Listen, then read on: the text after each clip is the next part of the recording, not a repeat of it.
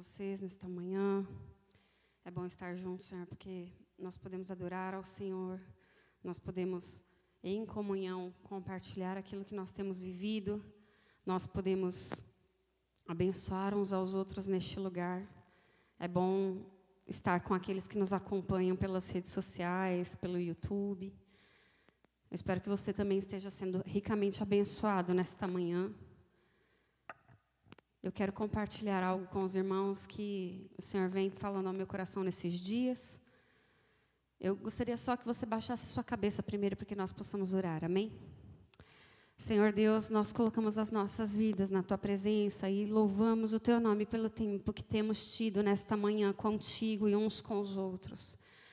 Clamamos nesta hora, Pai, que o Teu Espírito venha, Senhor, tocar os nossos corações por meio da Tua palavra, a Tua palavra que é viva e eficaz, da Tua palavra que não volta vazia, que o Teu Espírito Santo possa nos encher, nos preencher, falar ao nosso coração nesta manhã, naquilo que nós realmente precisamos, porque eu não conheço o coração de cada um, mas a Tua palavra diz que o Senhor nos sonda e nos conhece. Por isso, Senhor, venha ao encontro das nossas necessidades nesta manhã. Nos faz, Senhor, mais aptos na Tua palavra e que o Teu Espírito Santo possa trabalhar no nosso interior, de modo que possamos ser mais parecidos contigo, Deus. Em nome de Jesus, nós rejeitamos todo espírito de incredulidade, de dúvida, todo tipo de resistência, seja na mente ou nas emoções, Pai. Que as nossas vidas estejam, em nome de Jesus, liberadas de todo e qualquer empecilho, Pai, para que possamos acolher aquilo que o Senhor tem para nós. Nós te bendizemos e te louvamos. Em nome de Jesus. Amém. Aleluia. Eu quero te convidar a abrir o livro de Romanos, no capítulo 5. Mais ou menos, se eu não me engano, em janeiro, o pastor Vanderlei, ele trouxe uma palavra a nós, e ele falou sobre perseverança, sobre perseverar. Nós estávamos no meio do nosso jejum, nós estávamos fazendo aquele período de jejum conjuntamente, e ele falou sobre perseverar. O Espírito Santo já vinha falando ao meu coração a respeito de perseverar, de permanecer, em parte por coisas que o Senhor vinha trazendo ao meu coração para este ano. E o Espírito Santo não parou de falar a respeito sobre perseverar, sobre permanecer. E às vezes é difícil falar em perseverar, quando muitas vezes nós temos na nossa personalidade um componente tão grande de inconstância, né? Às vezes pela nossa própria personalidade, temperamento, mas também porque nós somos muito falhos, muito fracos, né? E o Senhor tem me confrontado em algumas questões da minha vida que ainda o Senhor não havia confrontado. E a palavra perseverar tem sido muito presente. Mas a questão é como e onde perseverar, né? Então eu quero retomar de forma discreta um pouco o que o pastor falou naquele dia, mas trazer um outro foco ao texto que Paulo traz aqui em Romanos. Amém? Eu vou ler. E o tema da minha pregação, por mais estranho que pareça, é como candeias acesas. Nossa, não tem nenhuma lâmpada nesse texto, tá? Mas eu quero falar sobre sermos candeias acesas. Amém? Ele começa lá no verso 1. Justificados, pois, mediante a fé, temos paz com Deus, por meio do nosso Senhor Jesus Cristo, por intermédio de quem obtivemos igualmente acesso, pela fé, a esta graça, na qual estamos firmes. E gloriamo-nos na esperança da glória de Deus. E não somente isso, mas também nos gloriamos nas próprias tribulações, sabendo que a tribulação produz perseverança, e a perseverança, experiência, e a experiência, esperança. Ora, a esperança não confunde, porque o amor de Deus é derramado nos nossos corações pelo Espírito Santo que nos foi outorgado. Porque Cristo, quando nós ainda éramos fracos, morreu a seu tempo pelos ímpios. Dificilmente alguém morreria por um justo, pois poderá ser que pelo bom alguém se anime a morrer. Mas Deus prova o seu próprio amor para conosco pelo fato de ter Cristo morrido por nós, sendo nós ainda pecadores. Logo, muito mais agora, sendo justificados pelo seu sangue, seremos por ele salvos da ira. Porque se nós, quando inimigos, fomos reconciliados com Deus mediante a morte de seu Filho, muito mais, estando já reconciliados, seremos salvos pela sua vida. E não apenas isto, mas também nos gloriamos em Deus, por nosso Senhor Jesus Cristo, por intermédio de quem recebemos agora a reconciliação. Amém? No verso 1 e 2 ele fala que a nossa fé em Jesus Cristo nos permite ter acesso à graça. E é nessa graça que nós fomos firmados. Então você consegue sentir o seu pé no chão aí? Você está pisando em chão firme? Eu preciso dizer que isso aqui não é nada perto da graça aonde você foi firmado. Não sei se você já teve a experiência de pisar em algo, em uma superfície que era extremamente instável, mole, talvez um chão apodrecido, em madeira apodrecida, ou até mesmo na areia da praia. Sabe quando você põe o pé na areia da praia, assim a onda vem, o pé vai mergulhando, assim, vai afundando? Isso não tem nada de estável, né? Mas ele fala que nós fomos firmados na graça. E por mais que a graça pareça um conceito muito abstrato, ela é firme. É o lugar onde nós podemos estabelecer os nossos pés. Isso aconteceu só porque nós temos fé em Cristo Jesus que morreu por nós. Amém? Você crê que Jesus morreu por você? A sua fé é esta? Então você foi firmado na graça. Ai, Lígia, mas às vezes parece que eu estou firmado em lugar nenhum. Mas você está firmado, porque é pela fé. Amém? E dos versos 2 ao 5, ele fala sobre nos gloriarmos. E eu queria dar foco a esta palavra, a este termo, gloriar-se. Antigamente, quando eu era adolescente, assim, quando eu li esse texto, quando ele chegava falando de se gloriar, e aí ele vinha falando que ele se gloriava na esperança. Quando ele chegava falando que ele se gloriava nas tribulações, eu lia rapidinho, fechava a Bíblia e saía fora. Porque a ideia de se gloriar em algo bom é boa, mas a ideia de se gloriar em algo que é muito dificultoso é esquisito, né? Eu estou feliz, por quê? Porque eu estou naqueles dias difíceis. Então é esquisito isso, né? Paulo ele traz uma coisa que para os olhos dos homens é contraditória. E aí ele fala, nos gloriamos na esperança da glória de Deus, mas também nos gloriamos nas tribulações. As tribulações, elas estão presentes na vida de cada um de nós, em qualquer lugar que você for, em qualquer cidade, estado, país, em qualquer lugar do mundo, todo mundo passa por tribulações. Não tem um que não passe. Até se for só uma dor de barriga, mas alguém passa por tribulações. Às vezes elas são coisas de maior extensão, maior amplitude, maior duração.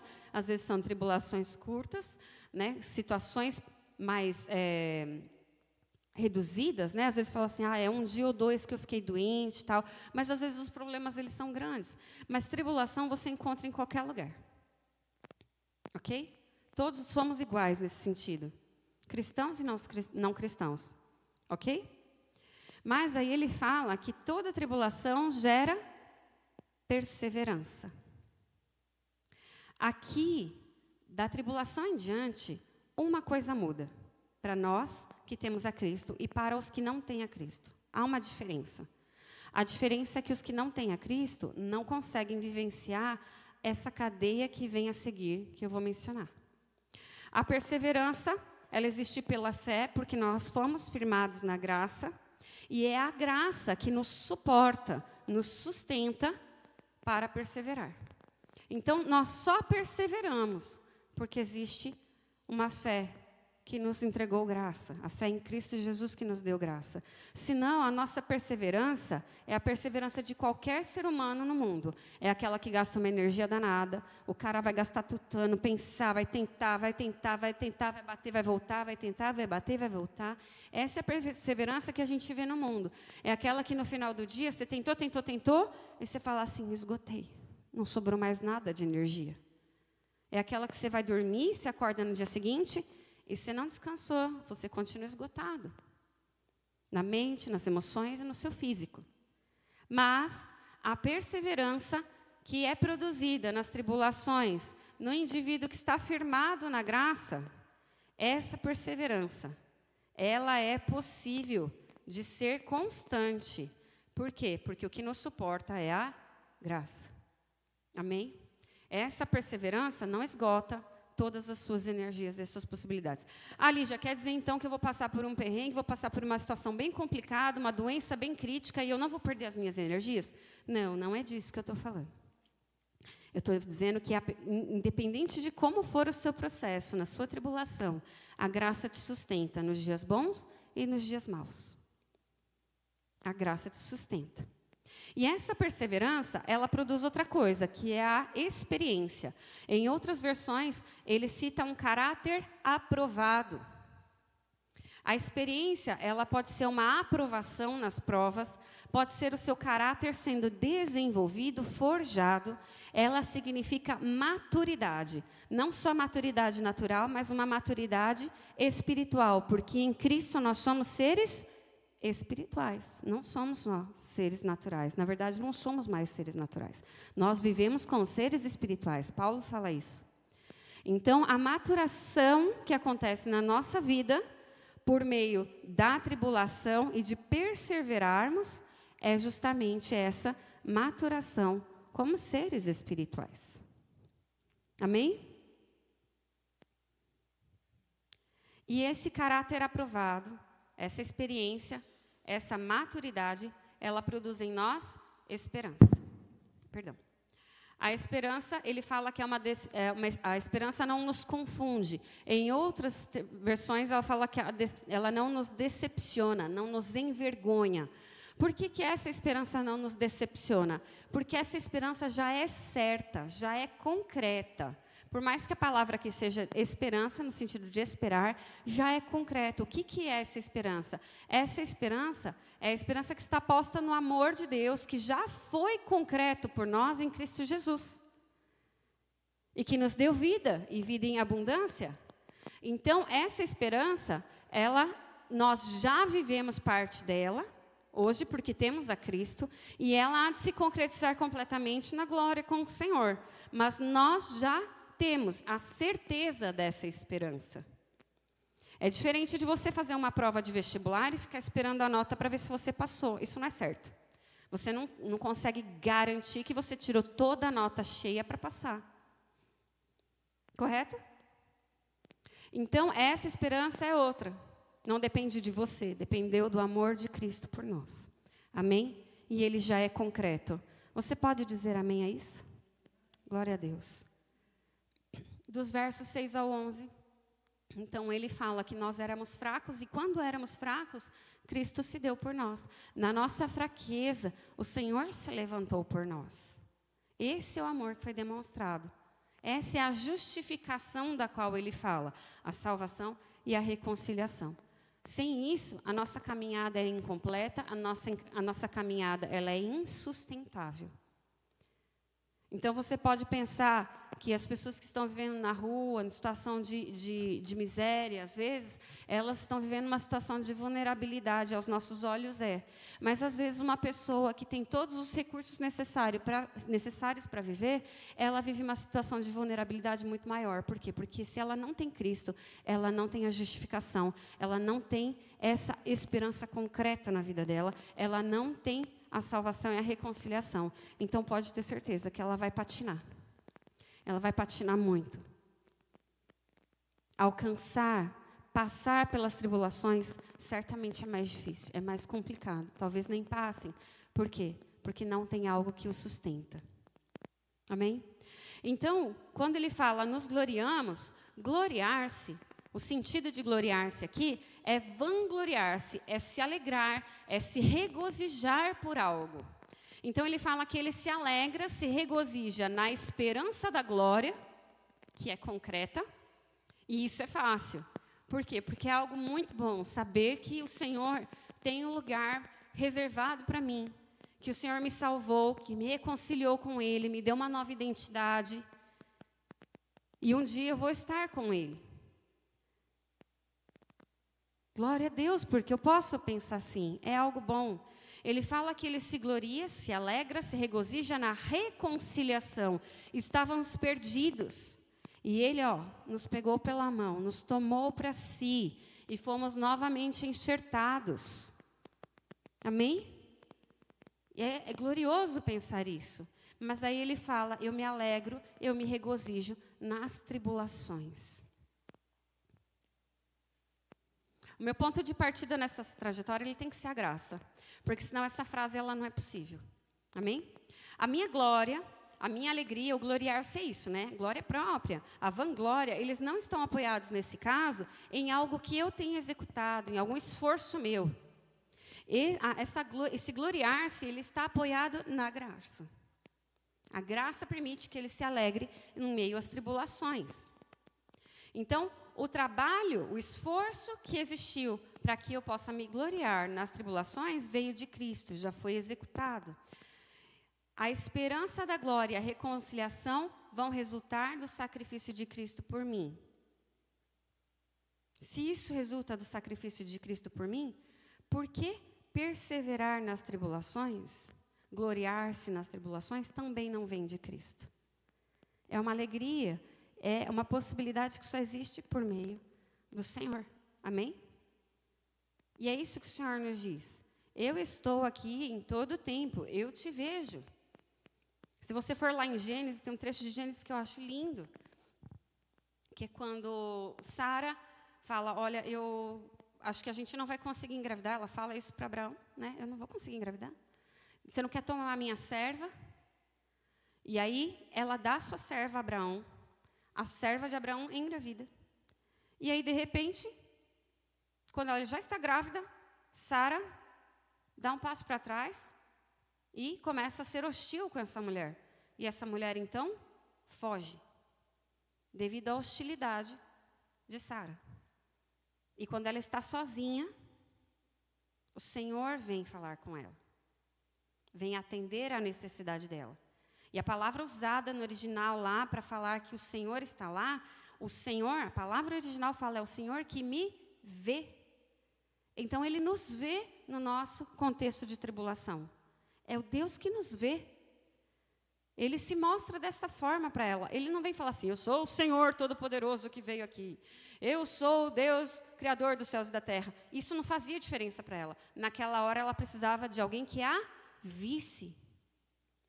Porque ela foi escorraçada. Ela foi rejeitada. Ela foi depreciada. E nesse contexto, Deus se apresenta a ela como um Deus que a vê. Então, se Ele é o Deus em quem eu posso me gloriar e me alegrar pela salvação, Ele também é o Deus em quem eu posso me alegrar no meio da tribulação, porque Ele é o Deus que me vê. Amém? Eu sei que eu estou sendo um pouco repetitiva, mas a gente tem que começar a olhar os momentos de tribulação de uma forma tão favorável para o agir do Senhor, quanto a própria salvação que temos nele. Porque a salvação do Senhor, ela é concreta e se revela a nós também no nosso viver, no nosso dia a dia. É por causa dessa salvação que os nossos dias são possíveis, de uma forma diferente. Amém? E aí veja, ninguém se gloria, ninguém se vangloria, ninguém se regozija em silêncio. Certo? Porque quando você está muito feliz com algo, você não vai lá no cantinho, longe de todos, no escurinho, quietinho. A alegria, ela é um movimento expansivo. Gloriar-se é um movimento de expansão, todos podem ver.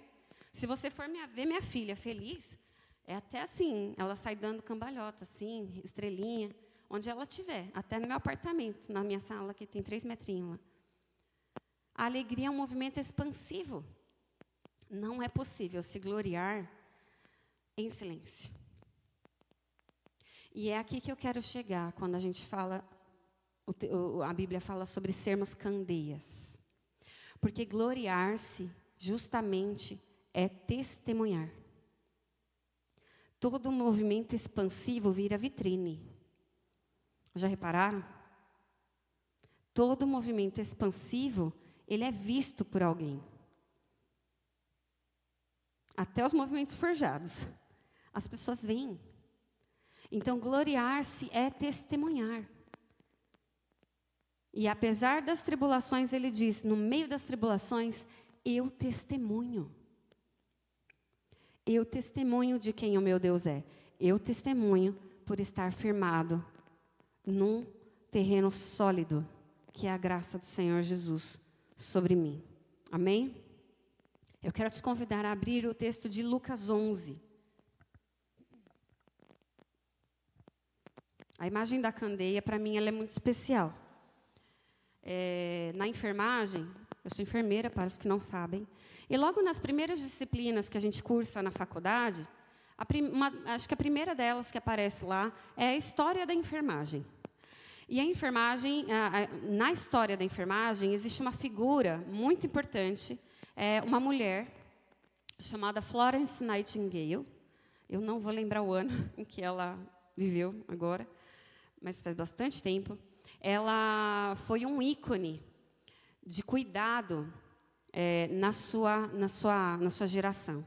Essa mulher, ela inovou a enfermagem moderna, que podemos dizer, porque ela fez uma guinada no conceito do cuidado entre muitos povos. Olha, essa mulher ficou muito conhecida, independente de que ela foi, seu caráter, sua história, eu não faço ideia, mas ela foi muito conhecida por isso.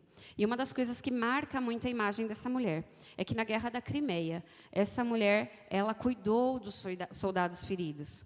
Então, haviam os médicos que iam para as guerras, mas não haviam quase mulheres como enfermeiras que iam.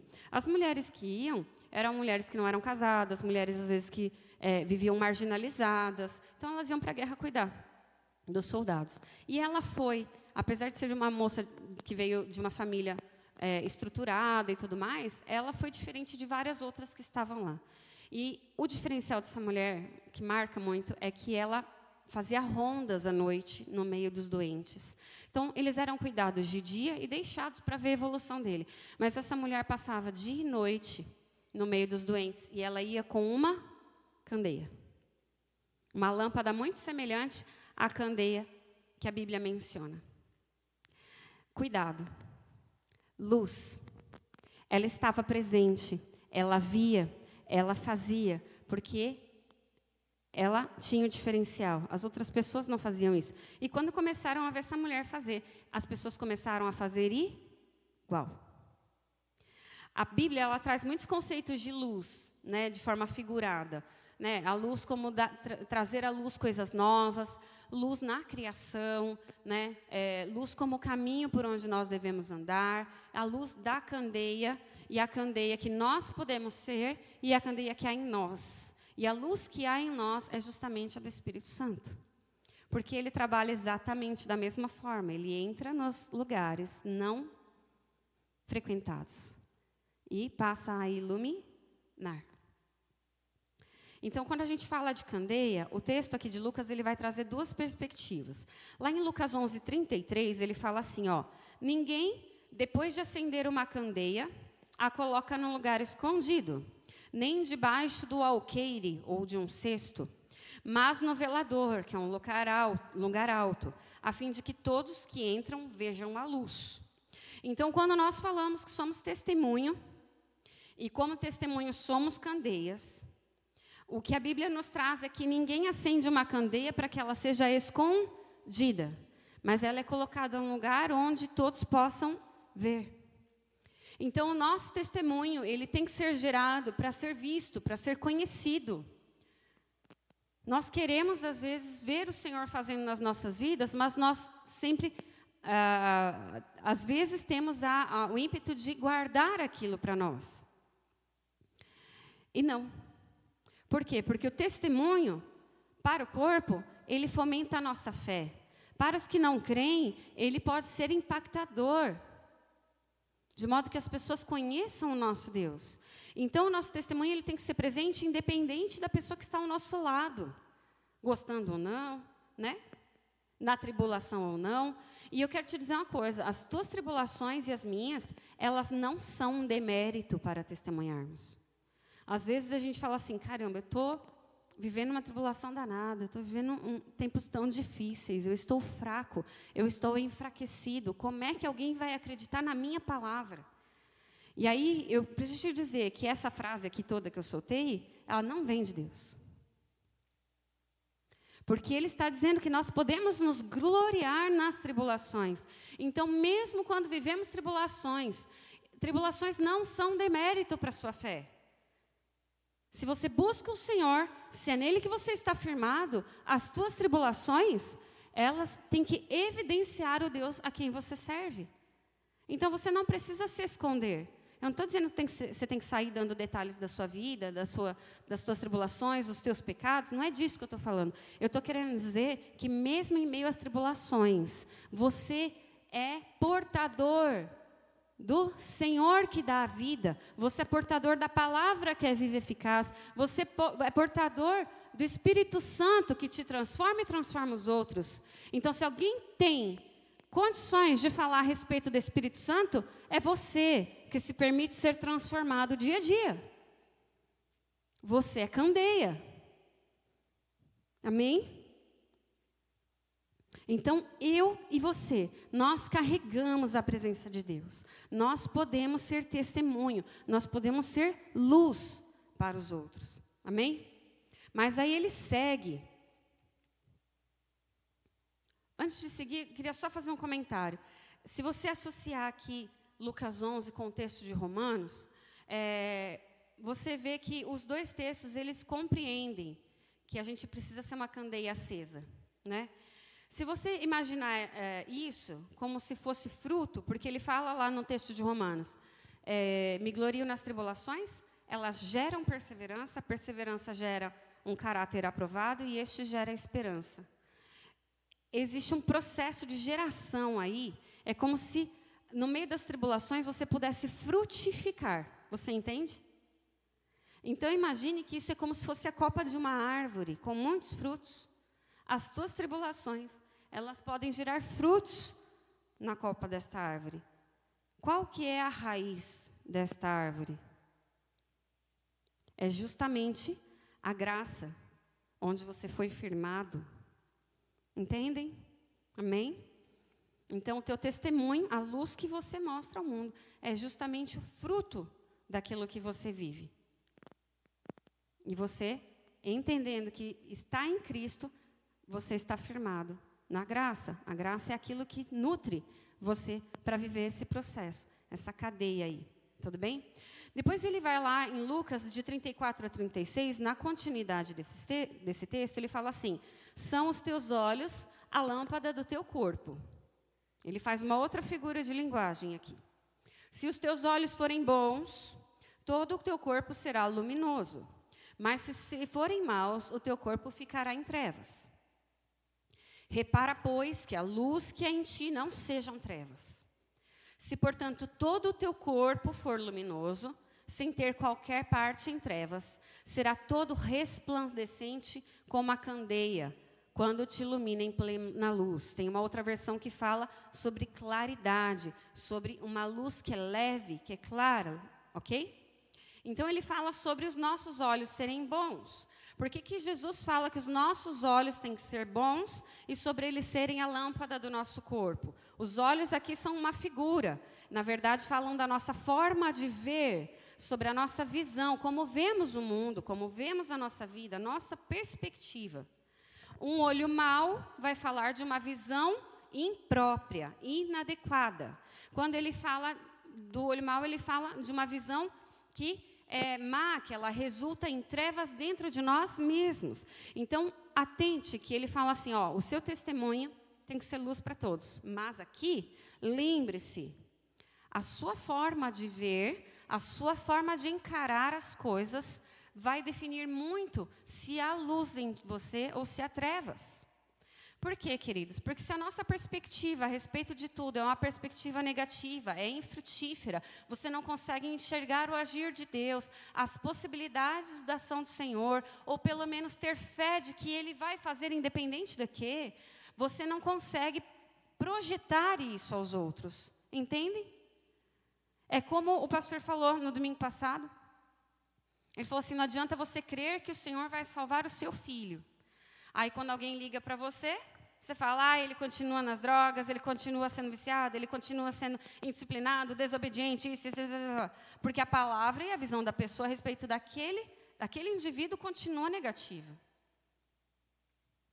Eu não estou falando do poder da mente, não estou falando disso, estou falando de fé. E se eu tenho fé, a minha palavra tem que ser diferente. Essa é uma das minhas maiores lutas no meu dia a dia. Porque o Senhor quer me transformar em aspectos que homem nenhum consegue.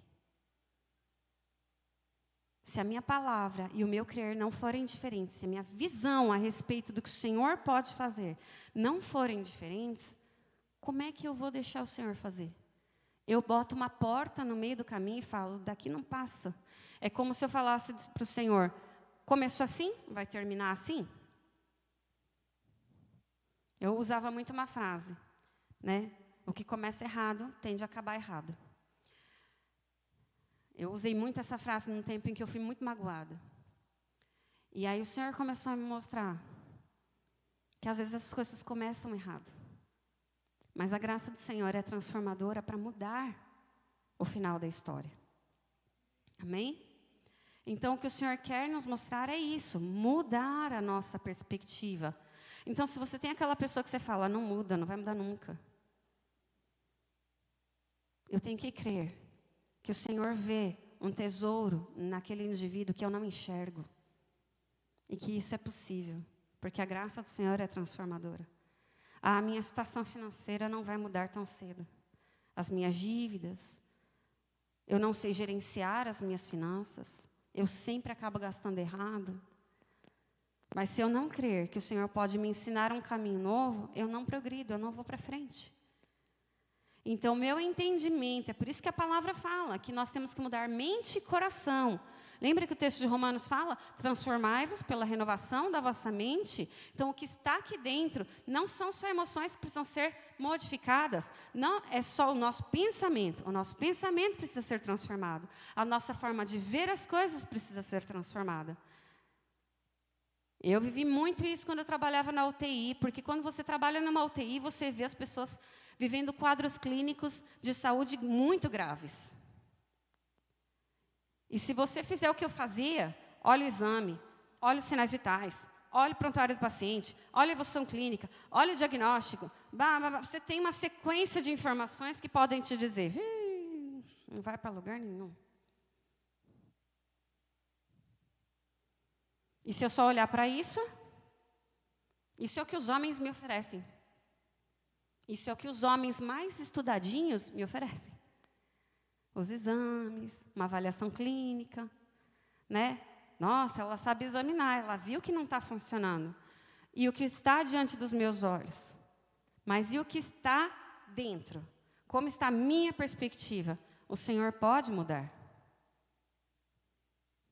Eu vi pessoas terem uma mudança de quadro clínico em questão de dias, onde ninguém entendia como que o cara entrou daquele jeito e como que ele saiu andando. Mas por quê?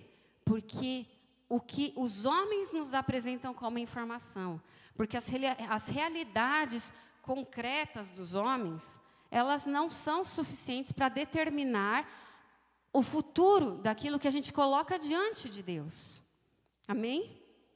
Porque a realidade que o Senhor estabelece, ela é diferente. Então, a minha visão, ela precisa ser modificada. Qual é o meu olhar?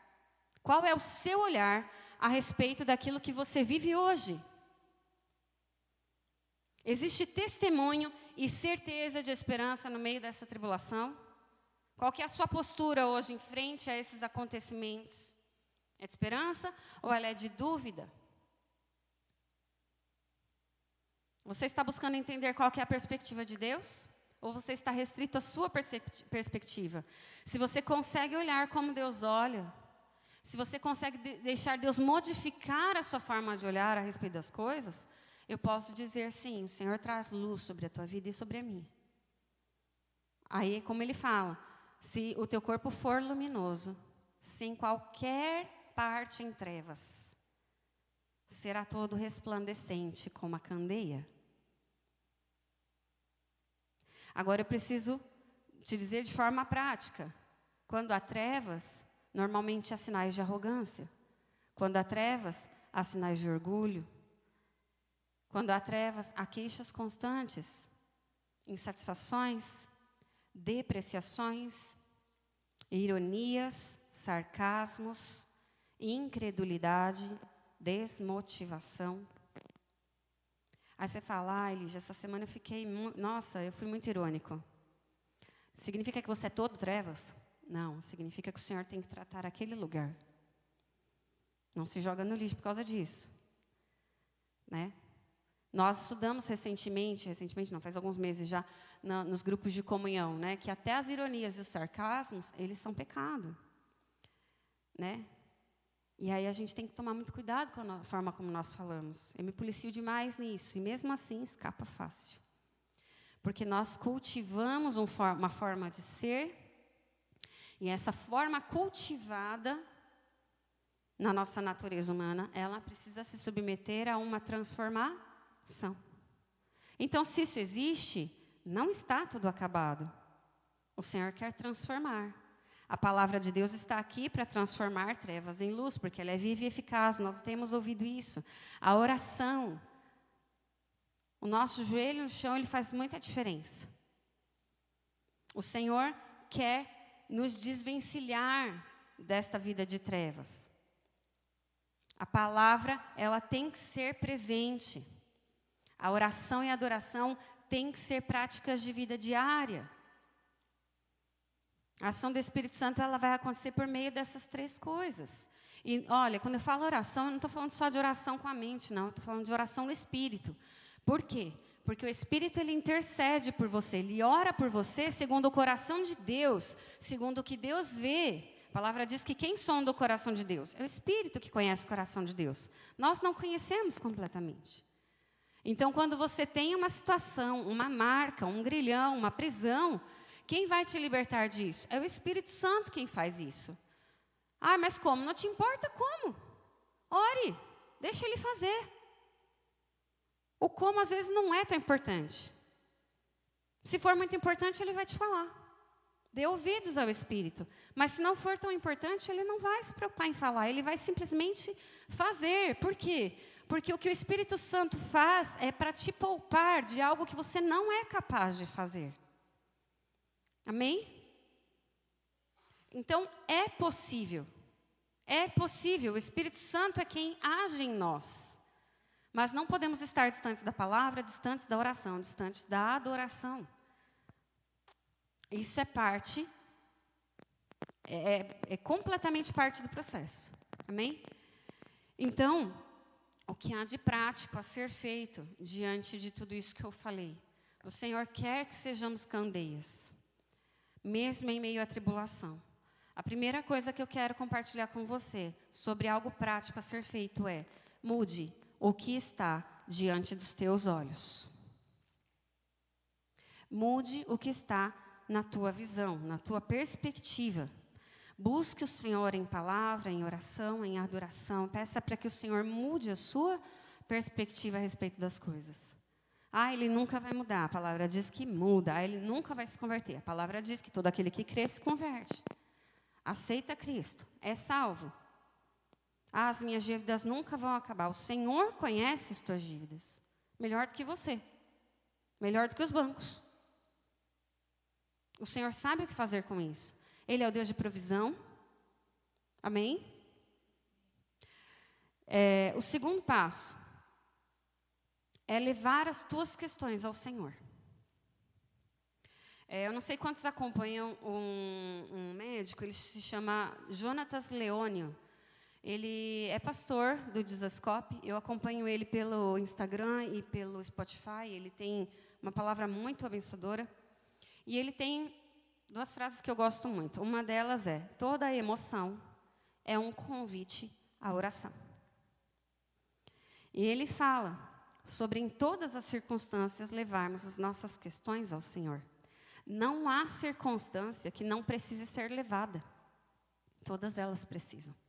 né? Então, submeta as suas circunstâncias ao Senhor e à ação graciosa dEle, a ação justificadora, a ação reconciliadora. Então, existe uma questão de relacionamento conjugal a ser tratada? Entregue. Relacionamentos entre pais e filhos, relacionamentos com seus familiares, com amigos, relacionamentos no corpo de Cristo que precisam ser tratados. É a sua atuação profissional, a sua vida profissional que precisa ser entregue ao Senhor?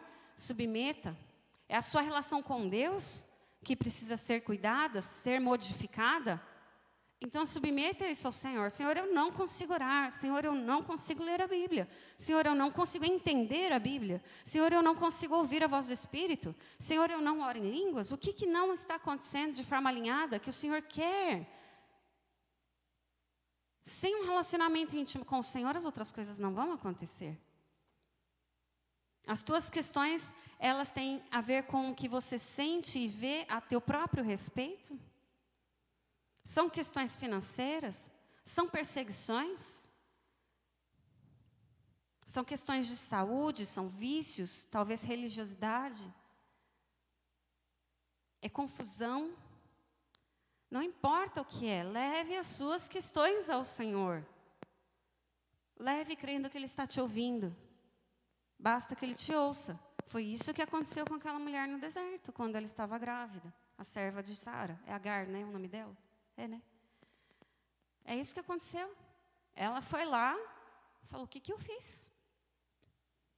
E o Senhor viu. E o Senhor falou com ela o que ela deveria fazer. Ele falou, olha, você vai voltar. Se submeta à sua senhora. Mas eu vou te dizer o que vai acontecer com este filho que está na sua barriga. E o Senhor trouxe uma promessa para ela. Então, Ele deu uma ordem, Ele deu uma direção. Inclusive, a direção de se submeter. A direção da parte do Senhor, não importa onde, não importa como. Aquele filho, aquela mulher não estavam nos planos do Senhor para Abraão. Quando Abraão lá fez uma aliança com o Senhor, Deus não falou, olha, você vai fazer um filho com a sua serva. Não estava isso no plano. E mesmo Abraão se desviando do plano, Deus foi misericordioso. Ou seja, o servo de Deus, o cara que se aliançou com ele, desviou de rota. E mesmo assim a misericórdia do Senhor foi sobre aquela casa, porque Deus é um Deus de alianças. Ele não é fiel a mim ou a você, Ele é fiel à palavra dEle, Ele é fiel à aliança que Ele estabeleceu. À medida que você é fiel, da mesma forma a aliança estabelecida, o Senhor é contigo. Amém? O terceiro passo é, deixe que Deus te conduza a este lugar de esperança. O Senhor vai transformar o seu interior. Por quê? Porque essa esperança, como eu disse, já é concreta. Então, há um aprendizado em toda e qualquer circunstância. Esse mesmo médico, Dr. Jonatas Leônio, ele fala, olha, Deus não desperdiça as nossas crises. Isso tem sido libertador para mim. Pensa uma pessoa que entra em crise. Deus não desperdiça nenhuma delas. O Senhor está presente em todas. Em todas o Senhor tem algo a falar. Em todas o Senhor tem algo a ensinar. Em todas o Senhor pode se mostrar a nós. Por que eu vou fugir dela? O Senhor pode se mostrar. Em quarto lugar, testemunhe. E aí o quarto lugar, na verdade, ele é resultado disso, né? Testemunhe. Testemunhe e seja candeia aos olhos dos outros. À medida que esses frutos vão surgindo, a perseverança, a maturidade e a esperança, à medida que isso surge nesse processo, o Senhor te faz candeia. Você não precisa se colocar no meio da rua gritando, o Senhor fez! Não, se você quiser, faz, mas não tem essa necessidade, né? A questão é que as pessoas vão ver que há mudanças. As pessoas vão ver a tua postura no meio das tribulações. As pessoas vão ver a tua perseverança. As pessoas vão ver, porque o testemunho, ele se torna um legado. O teu testemunho, ele se torna um legado. Não só para a sua família, mas para as pessoas que estão ao redor. Amém? Eu quero te estimular com 3 situações que a Bíblia traz de tribulação. Amém? Em Jeremias 33, você vai encontrar o profeta Jeremias lá. O profeta Jeremias, ele saiu da condição de preferido do rei. Isso aconteceu antes do exílio. do povo de Judá, um pouquinho, no final dos reis, assim, né? Se for lá no livro de 2 Reis, lá no finalzinho. Então, Jeremias, ele saiu de preferido de um rei, conselheiro, próximo desse rei, a excluído pelos reis que sucederam esse rei. Então, ele, assim, saiu de uma condição de sou top para um cara que foi preso, aprisioneiro. E preso, encarcerado, o Senhor chega para ele lá em Jeremias 33, de 1 a 4, e ele fala assim, ó, clama a mim e eu te responderei. Eu vou te contar coisas que você ainda não conhece. Ele está preso, o povo dele está indo cativo, ele não vai ser mais consultado por ninguém, as pessoas não têm como ouvi-lo naquele tempo. O Senhor está revelando para ele o juízo que ele vai estabelecer sobre o povo dele e revela a ele qual vai ser a reconciliação, mas naquele tempo em que ele está encarcerado, ele não está vendo nada disso acontecer. Ele não sabe se vai durar 1 ano, 2 anos, 3 anos, o Senhor começa a revelar isso a ele aos poucos, e encarcerado o Senhor fala, clama a mim e eu vou te responder, e eu vou te mostrar coisas que você não está vendo. Amém? Quando você chega em Ezequiel, ele é um sacerdote que vive no exílio. Então, a história de Ezequiel, ela acontece já durante o exílio do povo de Israel. Esse homem é um sacerdote, mas ele não tem um templo para ser sacerdote nesse templo. Ele não tem como adorar o Senhor da forma como ele foi ensinado. Ele não pode erguer um altar ao Senhor na terra onde ele está, mas ele continua agindo como um sacerdote. A atitude dele não se modificou. Esse homem buscava o Senhor. Ele se distanciava do contexto de exílio, onde ele podia estar só, e ele se encontrava com Deus. Ele perseverou em cumprir o chamado dele. Ele foi usado e ele foi movido pelo Espírito para trazer uma palavra de sentença, de juízo e de reconciliação para Israel, num tempo onde ele estava preso. Amém? E o Senhor traz a ele a visão de tudo que vai acontecer de melhor com o povo de Israel. Ele perseverou em meio à tribulação. Por perseverar, ele pôde ser os olhos, os ouvidos e a boca do Senhor no meio do seu povo. Amém? E aí, eu não quero deixar de falar de Salmo 126. Se você puder abrir, eu quero encerrar com este texto.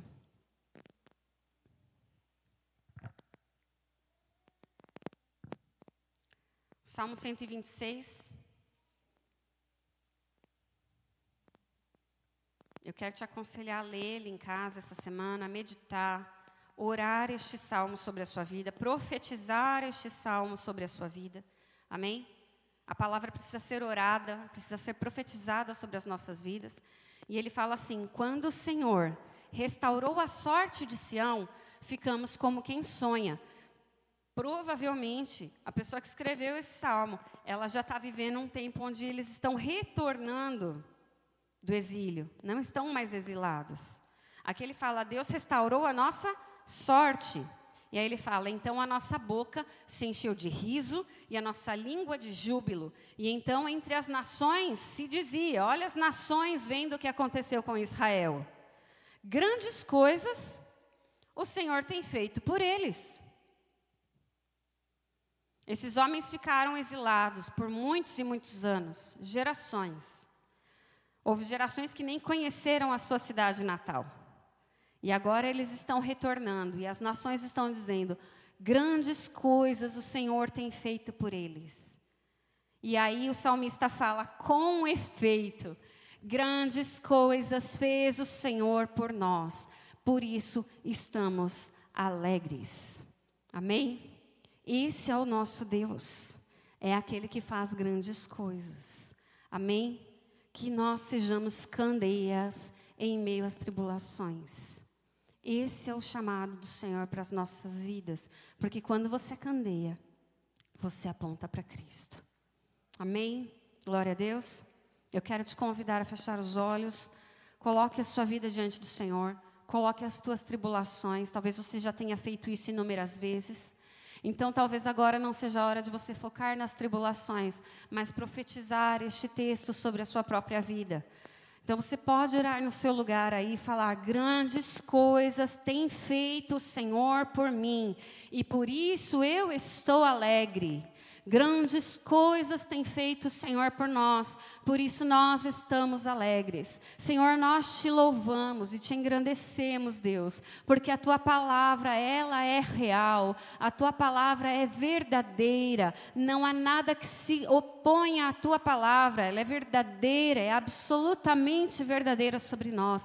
E nós tomamos posse disso sobre as nossas vidas e profetizamos isso sobre nós nesta manhã, Deus. Não importam quais sejam as nossas tribulações, seja na nossa alma, seja na nossa vida natural, seja na nossa família, não importam quais sejam, nós queremos declarar que grandes coisas o Senhor tem feito sobre nós, e por isso nosso coração se alegra, por mais que as realidades diante dos nossos olhos não estejam claras, não sejam, Senhor, as soluções que esperamos ainda, nós cremos que o Senhor é quem tem feito grandes coisas nas nossas vidas. Permite, Senhor, que tenhamos uma postura, Senhor, no falar, no agir, no pensar, Senhor, de pessoas que encontraram a visão correta a respeito do que estamos vivendo, pessoas que sabem que o Senhor está no controle, pessoas que sabem que o Senhor governa todas as coisas,